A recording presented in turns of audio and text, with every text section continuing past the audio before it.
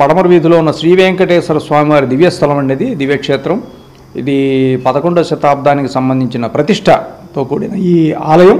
ఈ స్వామివారి ప్రతిష్ట వేంగి చాళుక్యుల కాలంలో ప్రతిష్ట జరిగినట్టుగా మనకి చారిత్రక ఆధారాలు ఉన్నాయి. మూల విరాట్కి వెనకాల ఆ విధంగా ఒక చిన్న శాసనం కూడా ఆ రకంగా ఉండటం వల్ల ఇది వేంగి చాళుక్యుల కాలం నాటి అతి ప్రాచీనమైన దేవాలయంగా మనం ఈ ఆలయం ప్రాశస్త్యం పొందింది. ఈ ఆలయానికి సంబంధించి అనేక ఉత్సవ మహోత్సవాలను నిర్వహించడంలో భాగంగా ఈ వెంకటేశ్వర స్వామి వారి ఆలయానికి దగ్గరలోనే ఒక మండపం ఉంది. ఈ మండపాన్ని చాలా కాలంగా ఏంటంటే ఇది కూడా చాలా ప్రాచీనమైన మండపం. దీన్ని దొంగల మండపం అని చెప్పి పిలవటం బాగా ఎక్కువ నానుడిగా ఉంది.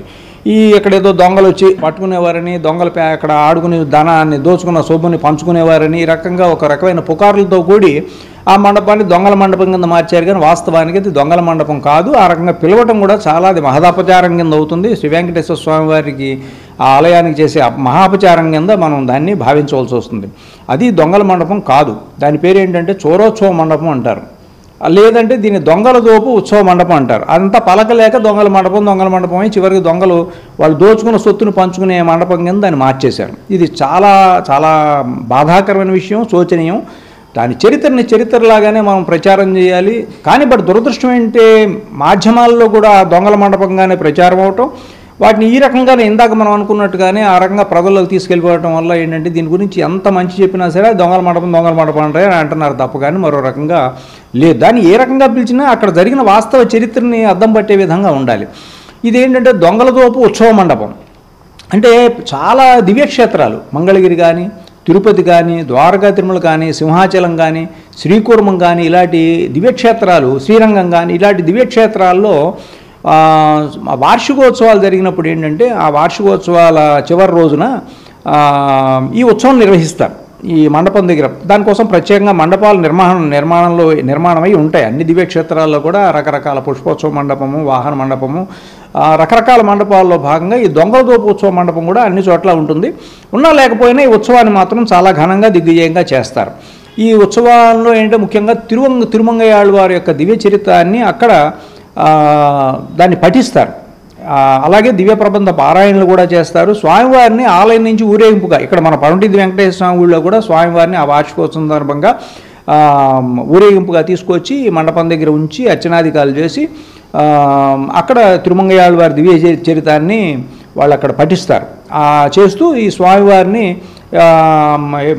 దొంగలు ఎత్తుకుపోతున్నట్టుగాను కాపాడి మళ్ళీ స్వామివారు ఆ దొంగల్ని దండించి వారు మళ్ళీ అక్కడ అందరికీ కూడా దివ్య దర్శనాన్ని ఇస్తున్నట్టుగాను చక్కగా దీన్ని పురోహితులు ఒక దృశ్యాన్ని, ఒక నాటక దృశ్యాన్ని కూడా ప్రదర్శన చేస్తూ ఉంటారు. ఇది చాలా అద్భుతమైన ఘట్టం. ఇది అన్ని దివ్యక్షేత్రాల్లో జరుగుతుంది. ఈ యాక్చువల్గా ఏలూరు పడమటి వీధిలో ఉన్న ఈ మండపానికి కూడా అంతటి ప్రాశస్త్యం ఉంది. చాలా కాలంగా ఉంది. తర్వాత కొంతకాలం క్రితం రెనోవేషన్స్ చేశారు. కానీ మండపం అనేది చాలా కాలంగా దాదాపు 500-600 సంవత్సరాలుగా ఉంది. 100 సంవత్సరాల క్రితం దాన్ని రెనోవేషన్ చేశారు కొంత. అయినప్పటికీ ప్రాచీన వైభవానికి ప్రతీకగా అలాగే ఏడాదికి ఒకసారి మాత్రమే తడికలు కట్టి ఉంటుంది ఆ మండపాన్ని అలా ఉంచుతారు. అక్కడ భగవద్ రామానుజాచార్యుల వారిని కూడా ప్రతిష్ఠ చేయాలని కొంతకాలం క్రితం అనుకున్నారు. కానీ అనేక సాంకేతిక కారణాల వల్ల సాధ్యం కాలేదు. ఆ ఉత్సవ మండపం మాత్రం దీన్ని చోరోత్సవ మండపం లేదా దొంగల దోపు ఉత్సవ మండపం అంటారు తప్ప కానీ ఇది దొంగల మండపం అనేది మాత్రం అనకూడదు. ఆ రకంగా ఉచ్చరించడం కూడా అపచారం, మహాపాపం.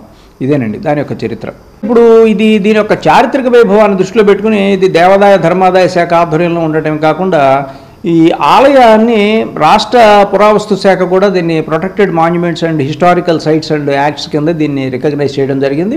అట్లాగే ఆ రకమైన గుర్తింపు పొందింది.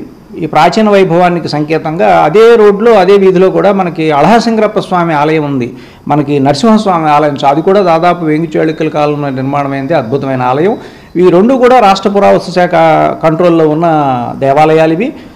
వీటి యొక్క పరిరక్షణ బాధ్యత దేవాదాయ శాఖ కన్నా కూడా రాష్ట్ర పురావస్తు శాఖకి ఎక్కువగా ఉంది. ముఖ్యంగా ఈ మండపాన్ని వాళ్ళు పరిరక్షణ చేయవలసిన అవసరం ఉంది. ఎందుకంటే చుట్టూ ఆ వృక్షాల యొక్క కొమ్మలు అవి పడిపోవటం, అలాగే కొంచెం ఆ రోడ్డు యొక్క చాలా ఇరుకుగా ఉండటం వల్ల వాహనాలు వెళ్ళటం వల్ల కొంచెం ప్రమాదకరంగా కూడా మండపానికి ఉండే పరిస్థితి ఏర్పడుతున్న నేపథ్యంలో దాన్ని ప్రొటెక్షన్ చేయడానికి సరైన విధంగా చర్యలు తీసుకోవాల్సిందిగా రాష్ట్ర పురావస్తు శాఖ వారికి అట్లాగే అక్కడ ఉన్న దేవాదాయ ధర్మాదాయ శాఖ అధికారులు కూడా మేము ఈ సందర్భంగా విజ్ఞప్తి.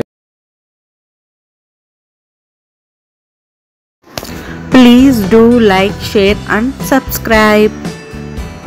Thanks for watching.